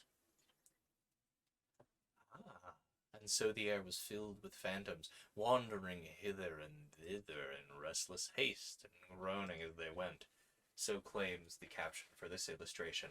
Scrooge, quite miserably looking, crossed his arms into his little jacket thing, looking out the window, and there are an absolute bevy of spirits beneath his windowsill, wandering about, attempting to complete their journeys. The apparition walked backward from him, and at every step it took, the window raised itself a little, so that when the spectre reached it, it was wide open. It beckoned Scrooge to approach, which he did. When they were within 2 paces of each other, Marley's ghost held up its hand, warning him to come no nearer.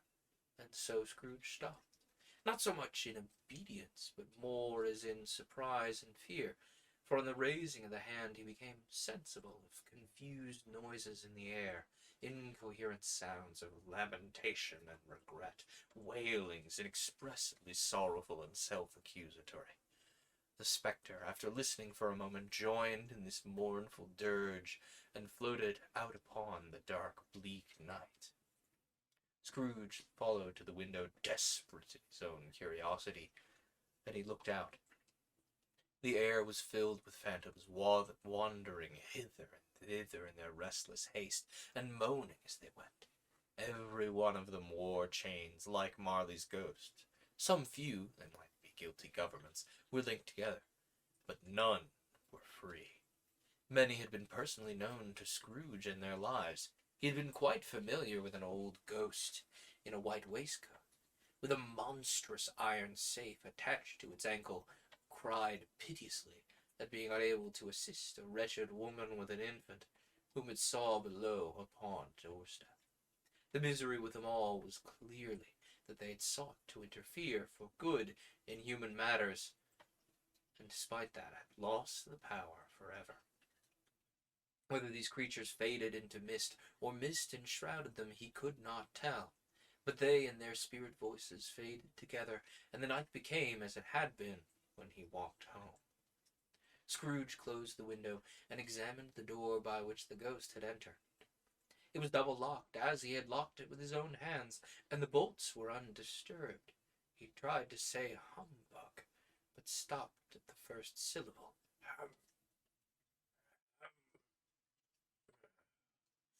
And being from the emotions he had undergone, or perhaps the fatigues of the day, or his glimpse of the invisible world, or the dull conversation of the ghost, or the lateness of the hour. Regardless, he was much in need of repose, and so went straight to bed without undressing, and fell asleep upon the instant. And we're gifted with another little illustration here of ghostly skeletal hands, the skin stretched tight over each knuckle and joint, grasping desperately at a pile of coins, a full bag of more money right next to them as they desperately rake the coins backward away from the viewer. A few stacks of coins completing the image up front.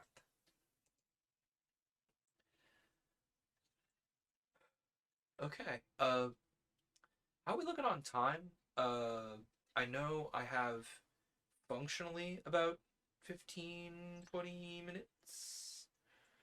But I may just rattle on about how. What did you miss? You missed. Well, that's a good starting point. What did you miss, Raider? Raider, you disappeared a little bit into the Marley scene, I believe. Marley was explaining, firstly, that he will be visited by three more ghosts, and simply stated that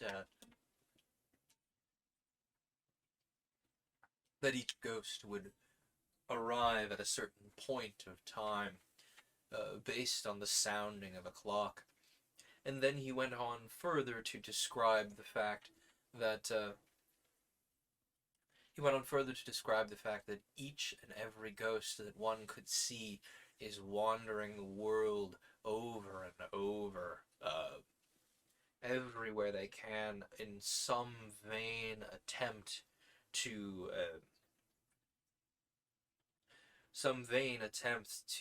actually manage to atone for the difficulties they've left in their lives that now hang around them like millstones around their neck, these horrific chains binding them to their ghostly solitude.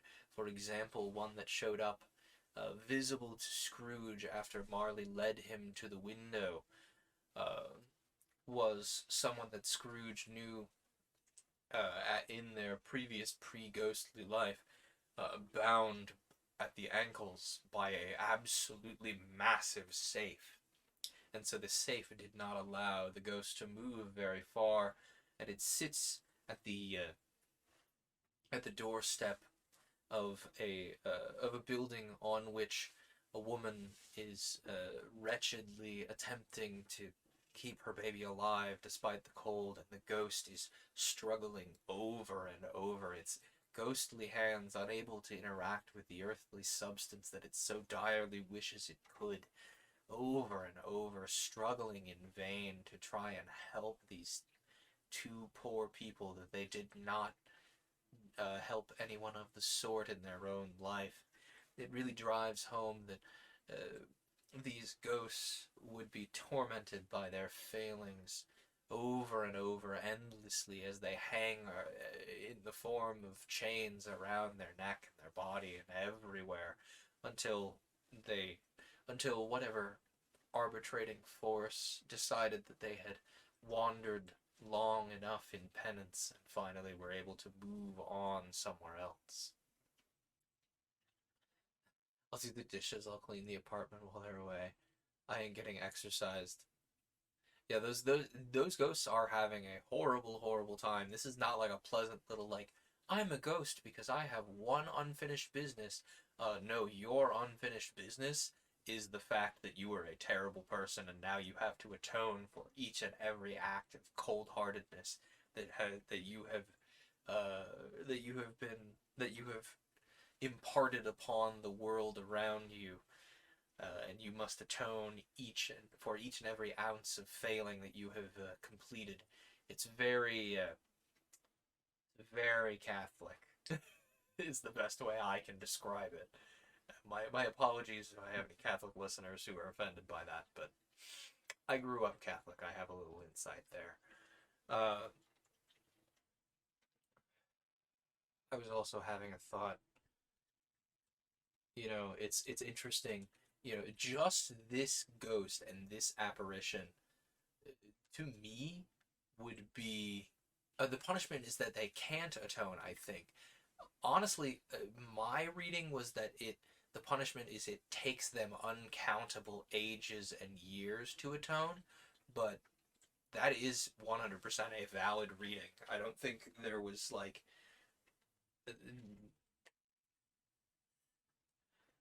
I don't think there was a strict description of ghosts who had completed their journeys.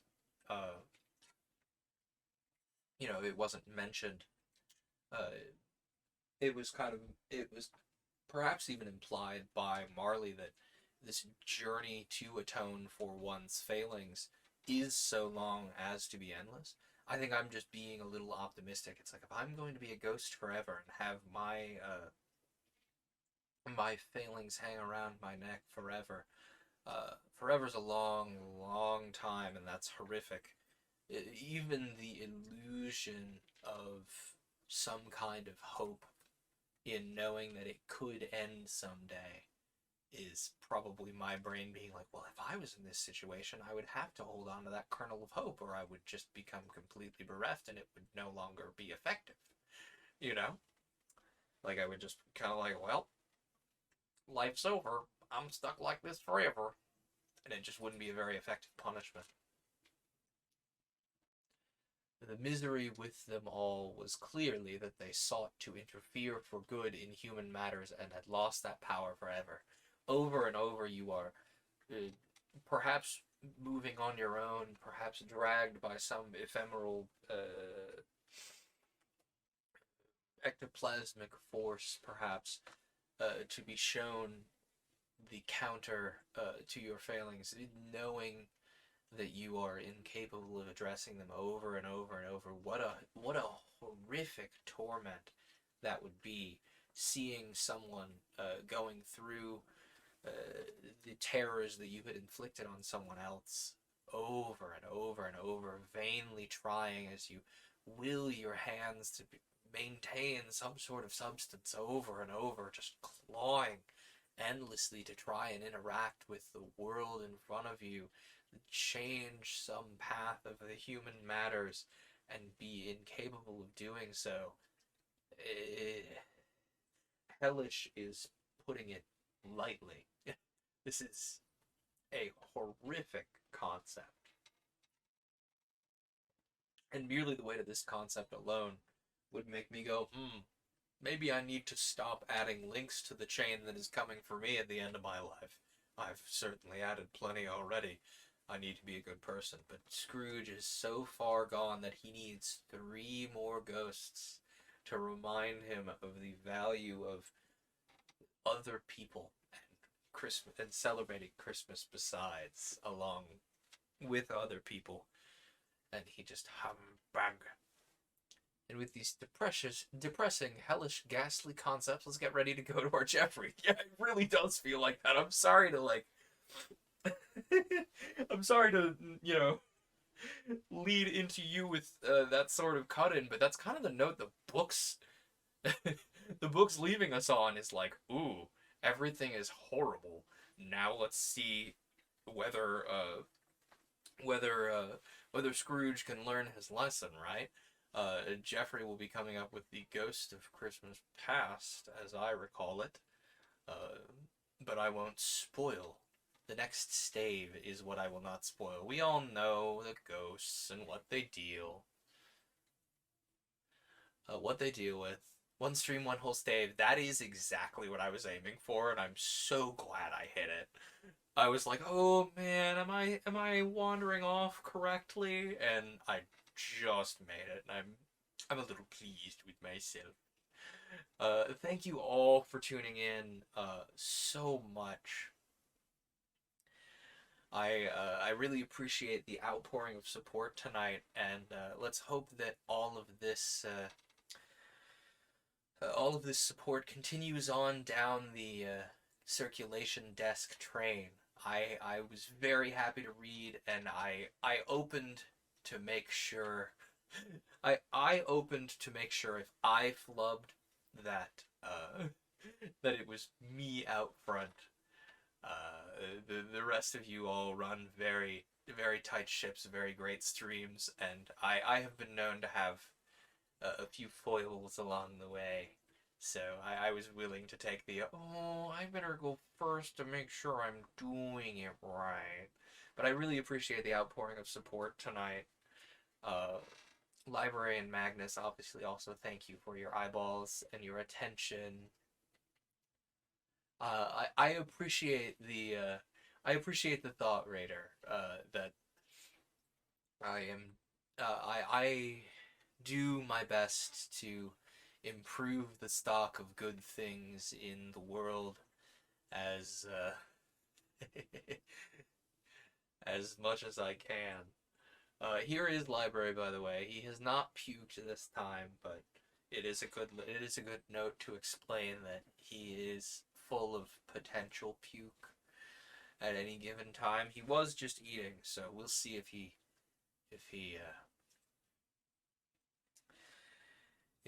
yarfs while we're listening to Jeffrey read. I really appreciate the support for the voices. I have I because I know this story so well, I can really bring some characterization.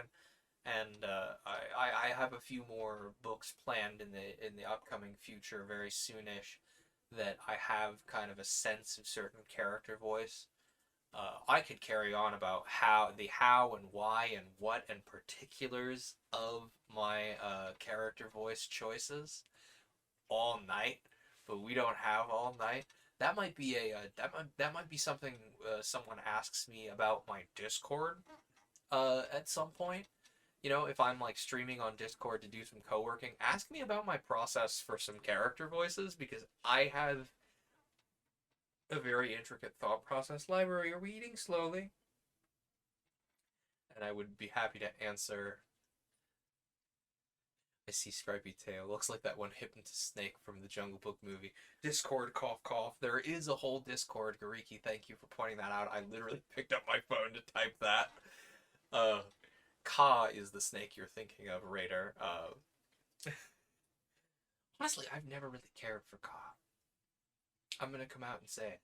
I like Jungle Book, but there's a community of people who are very like, ooh, Ka, spooky. He's the best Disney villain because he's spooky, scary. And I'm like, Ka with two A's, by the way. And I'm like, eh.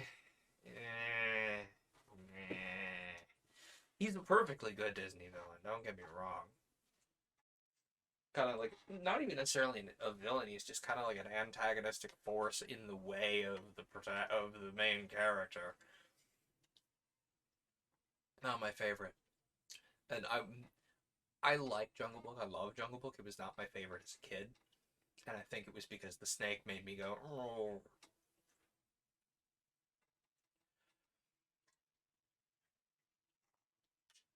Really, I could talk about my favorite Disney films all night. I got a fun fact to leave you with. Now that we're coming up close to time here, I have a very fun fact to leave you with. So, regulars here may know that Mary Poppins is, odds are, my favorite Disney thing ever. And have you ever noticed how the color keying on the chalk life scenes in Mary Poppins is absolutely perfect and does things that certain green screens cannot do even now, like transparency. The lace in Mary Poppins' hat doesn't work. In a green screen, we need to start the raid timer. Gariki is correct. But in a nutshell, Jeffrey, I need to make sure I'm spelling his at correctly. Jeffrey's Web. That should work. I can't see it working because the chat in my OBS is not working. If that's not working, Gariki, I think you are deputized to lead the raid. But in a nutshell, this This effect is generated by a sodium vapor lamp, and then there is a crystal that separates out the specific